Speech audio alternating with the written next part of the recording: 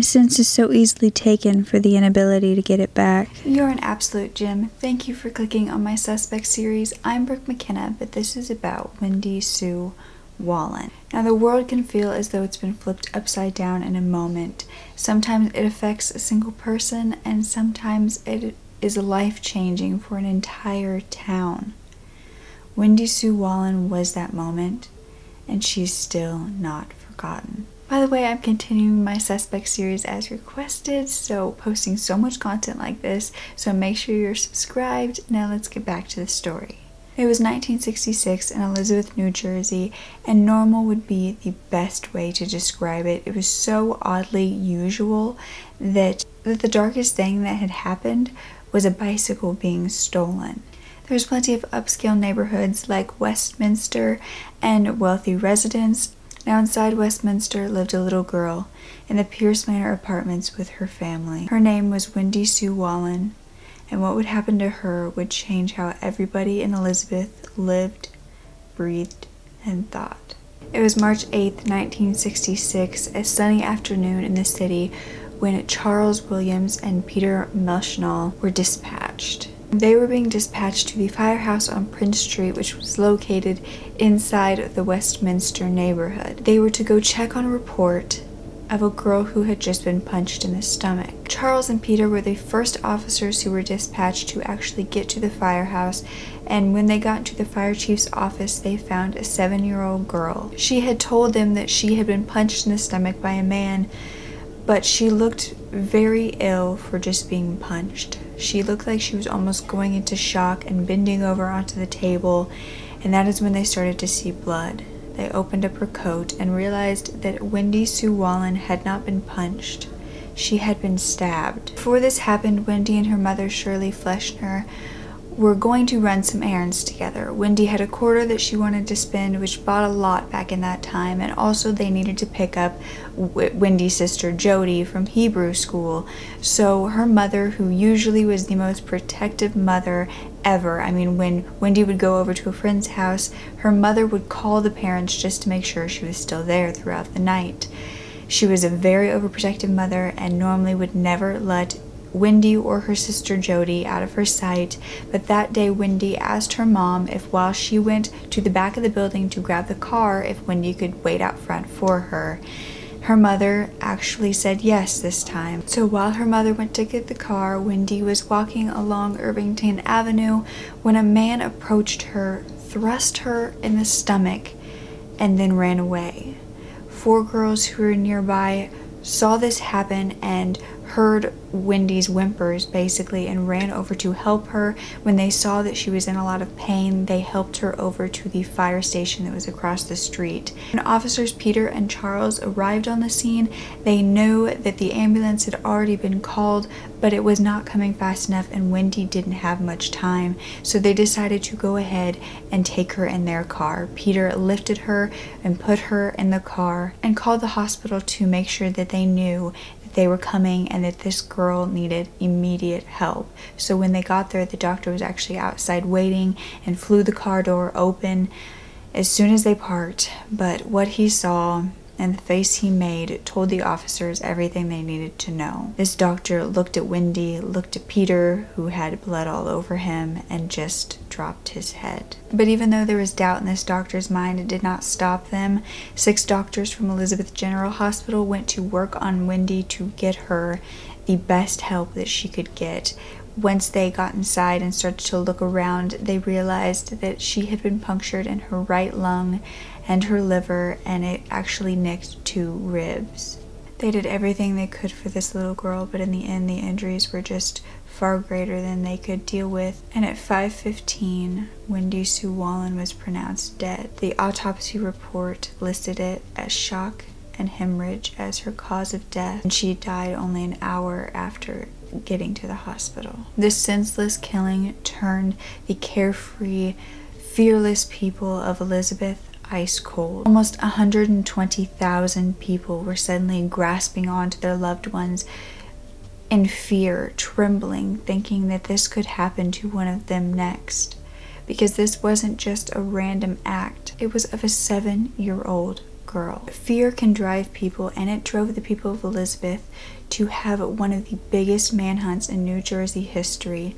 It started with 300 officers going door to door looking for the male description that the witnesses had given them. They had seen a male in his late 40s to 50s with gray hair who was about 6 foot to 6'2" and 220 pounds.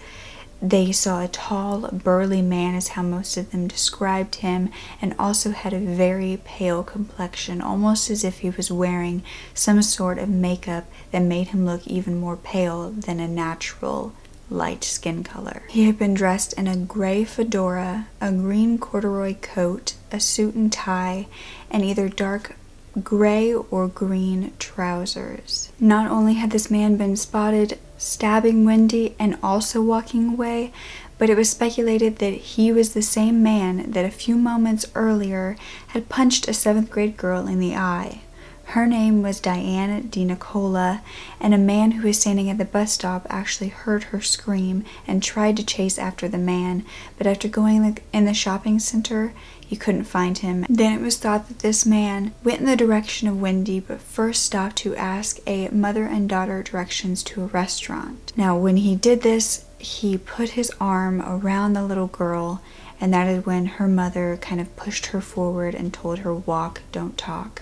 And they just kind of walked away from the creepy man who was trying to touch and talk to her daughter. The mother said the male's face was pale and lifeless, and as they were walking away, they weren't sure if this man was following them or not, but they didn't look back. The mother and daughter ended up being fine. They weren't being followed, or if they were, this man got distracted because also at this time, an 11-year-old girl was stabbed in the butt. She thought that it was a stick that had hit her, but she actually had to go to the hospital and was found that she was stabbed. And also at this time, a 16-year-old girl had a man put his arms completely around her, like try to kiss her, and she wasn't sure who this man was. But all of these incidents is thought to be by this same man that attacked Wendy. It's not 100% confirmed, because although they had a very strong description of this man, a lot of the men during this time dressed the same, so they couldn't be certain. But it is thought that this was just kind of act after act that led to such a brutal and senseless killing. Then he headed to the street where Wendy was on, and at first he began talking to some high school girls, in particular an 18-year-old girl named Claire, asking her for directions into town. She wasn't really receptive of the conversation, and then that is when supposedly he moved on to Wendy, thrust something into her stomach, and ran away. As he ran, he dropped something into the gutter, which was thought to be the weapon at the time, and the high school girls who had witnessed this whole thing ran over while Claire ran to the fire station. The other girls helped Wendy over to get her some help. She was still coherent at this time. She could even tell her name and her address to everybody. She was very polite, even in such pain. But when she got there, seeing that she was so young and in so much pain, the fire chief knew that regardless of this, if this was just a punch in the stomach, they needed to catch this man. So he ran outside to ask a police officer who was giving a parking ticket if he would actually run and go after this man to see if he could catch him. He went after the man in the fedora, knowing that it was probably too late to actually catch him. It had been too long, but he tried anyway, and he came up short like they thought. And that is when the fire chief dispatched for more officers to come in, and that is when Peter and Charles came and then took her to the hospital. By the time the news of this attack went around the city of Elizabeth, a bus driver named Leon came forward saying that a man with the description that they were asking about actually had pounded on the doors of his bus when he was parked. It was around the same time, about 4:20, that this would have all happened, and he looked frantic, but also like he was on cloud 9, like he was extremely happy and proud of himself. He was pounding on these doors, but Leon's bus was actually out of service at the moment, and when he found that out, he left. Another bus driver actually reported that at 5 a.m. that morning, a man with this description actually got on the bus from New York to New Jersey and asked about Elizabeth. The search for this killer was insane. They searched prisons and mental institutes, and not only in the New Jersey, New York area, they searched up to 13, maybe even more states looking for this man. They even searched a ship that was headed to Vietnam. It was a troop ship that had been docked at Port Elizabeth at the time. Trains and buses were boarded and searched. Wanted posters were up everywhere in the hands of everyone,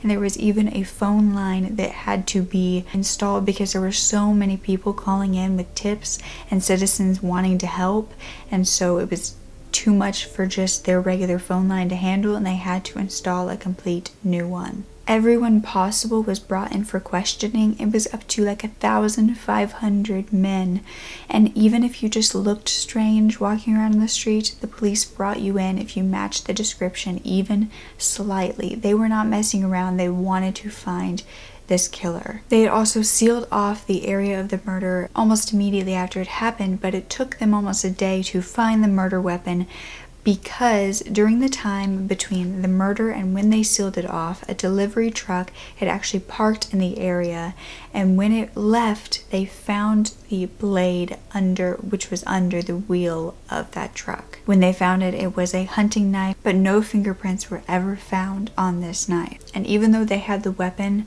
they still didn't have the killer. So the Elizabeth City Council decided to post a $3,500 reward in hopes that somebody would come forward knowing that there was money involved. And Mayor Thomas Dunn actually went on air, on TV, on radio, making personal appeals for information, and also printed flyers to distribute nationally. So anywhere this guy could be, he could be seen in the eyes of somebody who could spot him. The police detective at the time, Gustav Berger, actually told his entire team that whoever apprehended Wendy's killer would immediately get promoted to detective.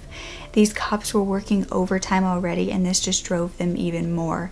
Not only did they want the promotion, but even more, they wanted to find Wendy's killer. She was a 7-year-old innocent girl. Yet nobody was coming up with anything. It was like this man had just completely vanished. Local art teacher Lee Gaskins actually drew the sketch that went on these posters with grave detail and really got the whole premise of what all of the witnesses were describing. And the people of Elizabeth still have this sketch and these posters to this day.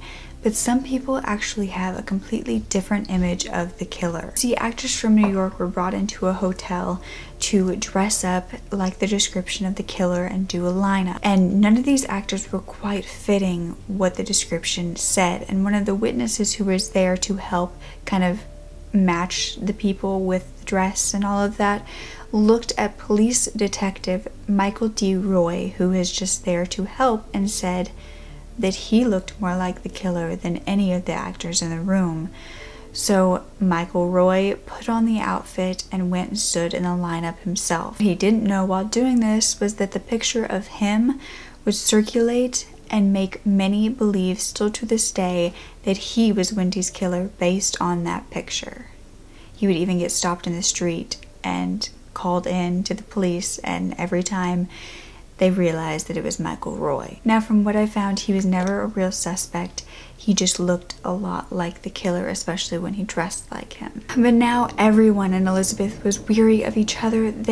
Not only was there a little girl who was murdered, but the murderer had never been caught. Nobody had ever even been arrested. People say that Wendy's murder was basically like the Kennedy assassination in Elizabeth.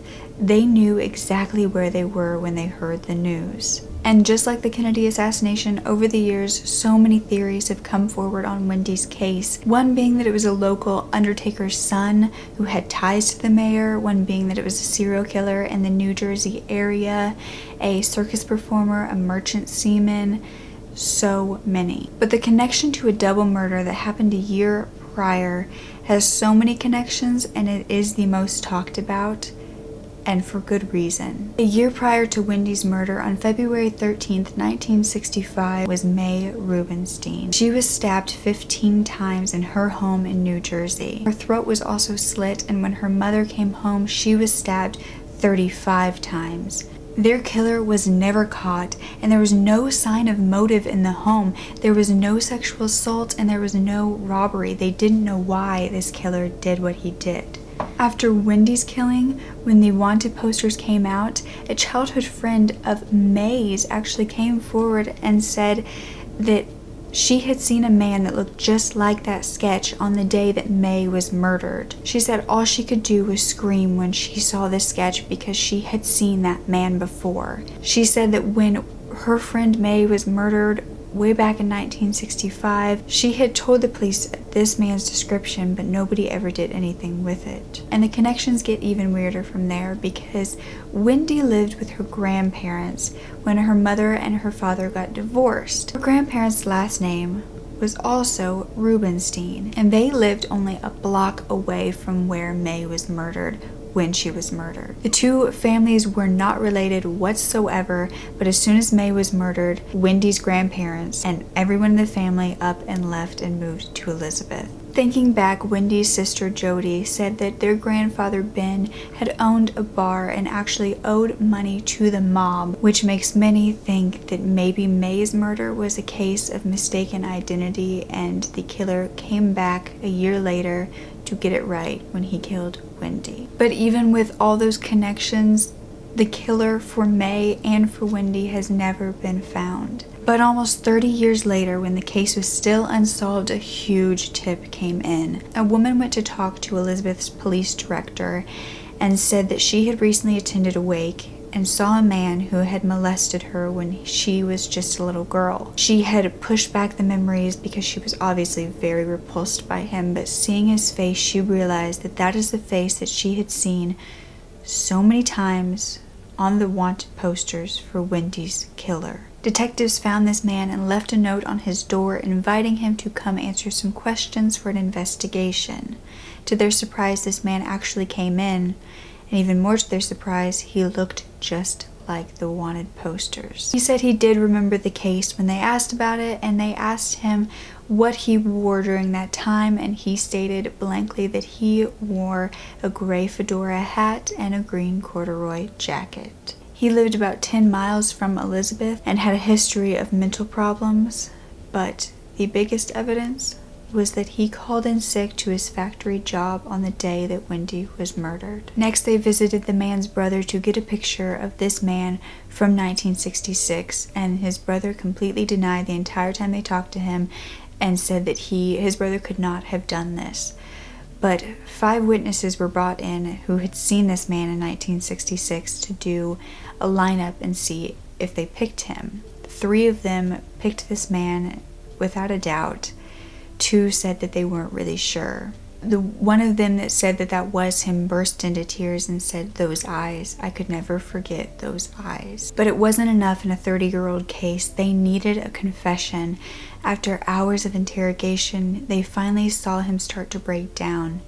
But then he just said, "I didn't do it." And so they were basically back to square one. He even took 2 polygraph tests, passed both. And so the investigation really with him ended there. The officers who interrogated him said that they often saw him pass by and he would smile and say hello and kind of look at them like, "I know you know, and I know there's nothing you can do about it." The public has never known his name, and in 1998 he died at 76 years old, naked and alone in his senior apartment, and they found him when the stench got too bad. He still remains a person of interest though, even though he has passed. More recently though, one of the men who was questioned all the way back in 1966 was brought in for questioning again.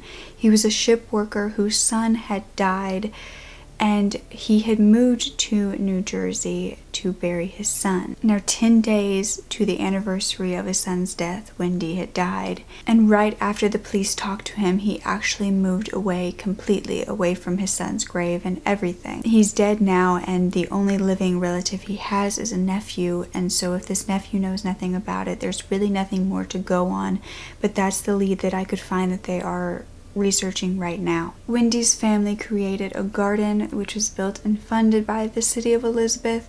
It has rocks and flowers and is really just to honor her. But her mother, all throughout her years, she's passed now, but when this happened and all throughout the years, really refused to talk about Wendy's murder with anybody. It was just far too hard for her to continue to talk about it and relive it. In 1995, Oprah Winfrey even asked her to be on the show, and she denied it, refusing to talk to absolutely anybody, regardless of the amount of money she could receive from it. I mean, after her death, they stopped talking about Wendy at all. They took down her pictures. They really just couldn't see her anymore because they needed to move on to be able to continue living. Her parents even stopped celebrating their anniversary because it fell on the same day that she was buried. Even in the end, when her mother died, her mother's sister said that she lived a productive life that was positive, and she really, for someone who lost someone in such a tragic way, tried to live her life the best she could. And Wendy's sister Jody, who was just a little girl at the time, now is the main source of fuel for this fire, for this investigation to continue going. And she says, you live with it. You don't get over it. Ever. The Facebook page was eventually set up to post messages and theories called Who Killed Wendy Sue Wolin.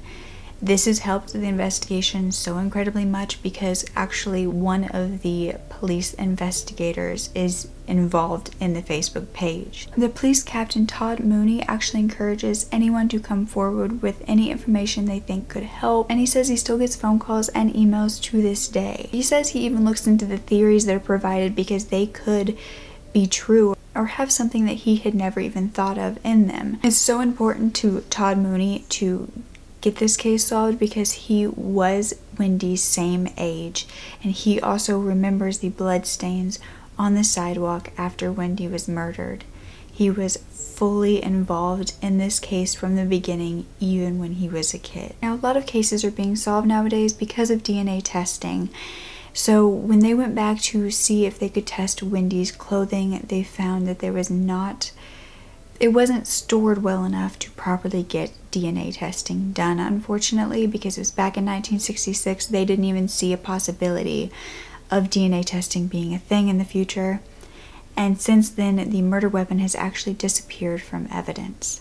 But nonetheless, Todd Mooney is still completely passionate about this case and saying nothing would give me greater pleasure than to solve this. But it is still unsolved, and an innocent 7-year-old girl was murdered and still hasn't gotten justice. So if you know anything, please call the Elizabeth Police Department at 908-558-2000. And also, if you have a real strong tip or lead or know anything that has happened and want to contact the police captain Todd Mooney directly, his email is gtmooney, MOONEY, at comcast.net.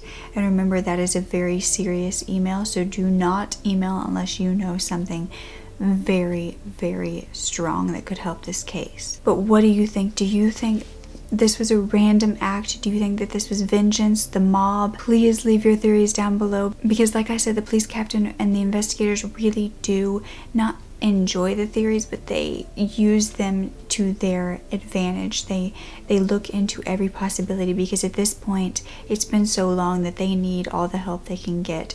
So I'm hoping that this video really spreads the awareness of Wendy's case and helps in at least a tiny little way. So please thumbs up and share this video, or share Wendy's story in general, her picture, anything, because it helps and she deserves that. So please don't ever forget to speak up. Your voice is powerful enough, and I love you to absolute pieces. Okay, bye. You can't stop the evil, but you can try your hardest to not become the darkness.